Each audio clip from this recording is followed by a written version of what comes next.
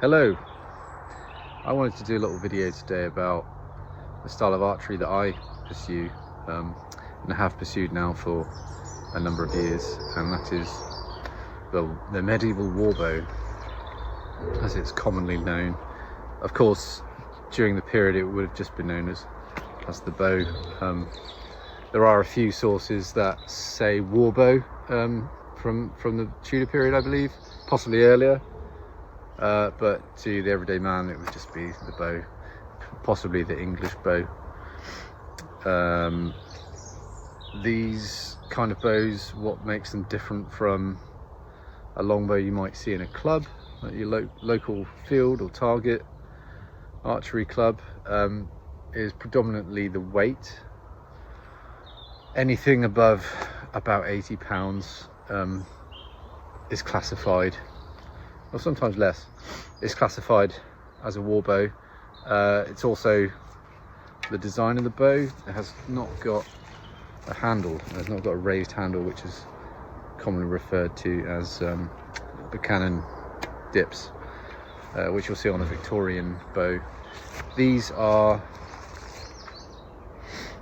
bending through the handle, so when I draw the bow back, especially at the back of the draw, you do feel the handle moving a bit, and that spreads the load throughout the entire limb, and as such you get a faster bow that you can draw further back.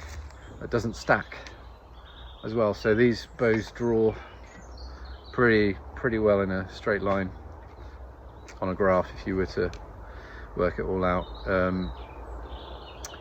So if you're thinking of getting into warbows, I would suggest you start low. Some guys, one in however many, will probably be able to shoot something heavier than that for their first bow. I do not, however, recommend you do that. There's shooting a bow and then there's shooting a bow, so you want to be able to shoot, a certain amount of arrows, not just one or two or three. You're not getting the use out of it then. Also, you really want to work on your form when you're beginning, which is a huge part of actually shooting these things. I'd say half of it is probably grit and strength, and the other half is getting the technique, which I will be doing a video about in the next few weeks, possibly, if I get a chance. But there will be one coming that I'm going to do with a friend of mine, and we'll go into that and what's involved in the mechanics. So yeah, if you're getting a warbow from like a good bow maker, they're probably going off basically the Mary Rose bows in terms of profile, length and width and depth. And there's all sorts of ways you can do it. You got slab-sided bows, more rounded. I've seen some more like V-shaped profiles, although you don't see much of that these days. But most of the guys are doing basically a rounded profile. There's a couple of guys doing slab-sided bows predominantly, although it does depends on what you're after. So I would recommend getting a bow around 70 pounds if you're already shooting a bow. Maybe you're shooting 50 pounds, maybe a bit less. As you first step into warbow territory, 70, 75, maybe 80 pounds as your first bow. You don't need to go out and buy a new one. You might be able to find a second-hand one, which I'd probably recommend actually, because you'll likely not be on it for very long. The lower weights you can jump up pretty quick, and you might get up to 100 pounds in maybe 6 months, but generally about a year if you're doing it safely and properly. Thereafter the gains get harder to get. Seems to be a thing about 110 pounds that you'll plateau there, possibly a while. I know I have. I'm just getting out of that now. So I've been shooting these since 2018. It's now 2025, so 6 or 7 years, and I've gone really steady with it, really steady. I'm not a weight chaser. I'm happy doing the journey.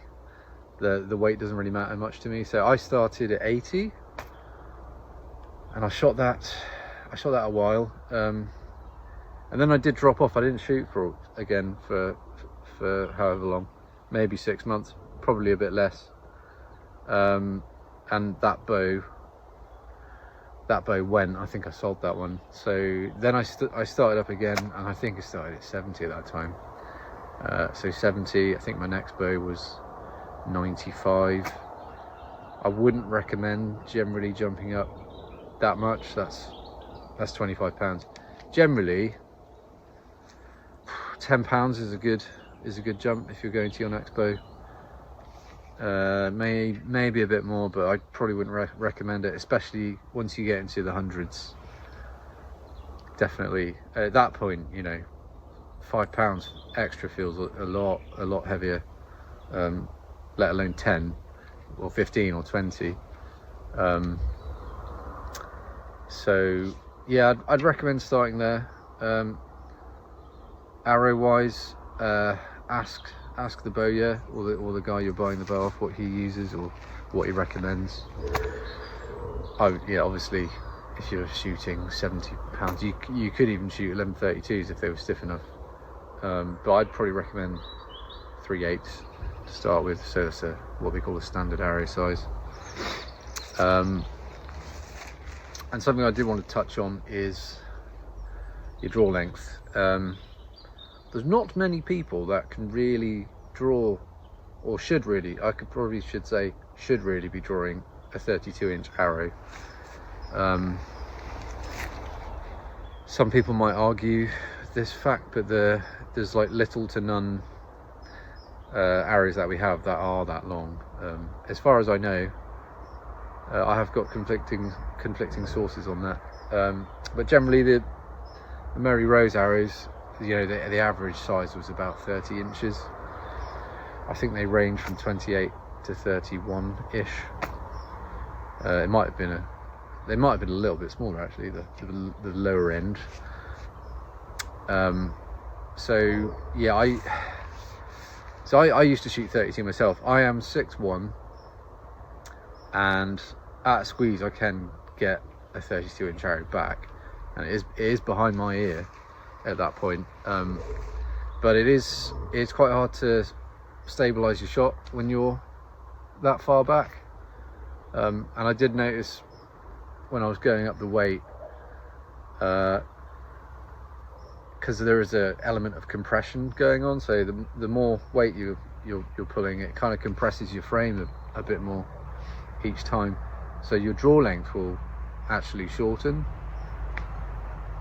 or at least that's my opinion. Some people might argue that fact. So to cut a long story short, I lowered my arrow length down an inch, so I shoot 31 now, sometimes 32, depends on the bow.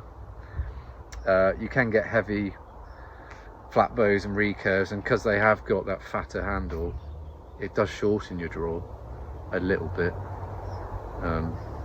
because obviously the way you measure an arrow is from the back of the bow, but if your hand's another inch back, you can work it out. So yeah, that's probably what I'd recommend tackle wise and draw length. Try a 30-inch arrow to start with, maybe. Depends on your height and your body geometry or whatever. But you probably don't need a 32-inch arrow, is what I'm saying. Bigger isn't always better in this case. So I mean, if I was to try it, we'll see if I can do this, because it's been a long day, and I've just been shooting. So this is 31 inches, this arrow. That's a Tudor, I think it's an M2, made by Jeremy Spencer. Very nice heads, thank you, Jeremy. So you'll see, I'll try and get my ear in shot, you'll see I'm probably about there when I'm fully in the bow, if I can get in it. Yeah, I was more or less there. Maybe there's half an inch of arrow left, I wasn't sure, but you can see I'm well, what they call in the bow with a 31, and I'm 6'1". I'm not short man, but yeah, also with the having a smaller arrow length gives you way more options with bows. Because if you're shooting a 32-inch arrow, you need a long bow or warbow, so at least 78 inches, I would say. I have seen a few bows made and they're 77, bit short for me, especially when you're getting up to the heavier weights. So 78, 80-inch bow is what you'll need for a 32-inch draw.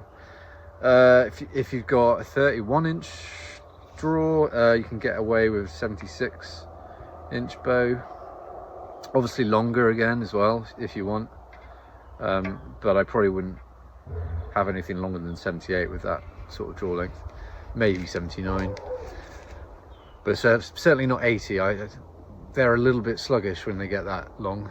And then yeah, so and then if you've got a 30-inch draw, then you know you can shoot a 74-inch bow, and it will be all right if you want. Although that's very short, but it will still survive the stress. Yeah, that's probably enough for now. I think we'll pick this up again. Me and Dave are going to do a video on shooting, so yeah, keep your ears pricked, and yeah, we'll get it up there at some point. And yeah, thanks.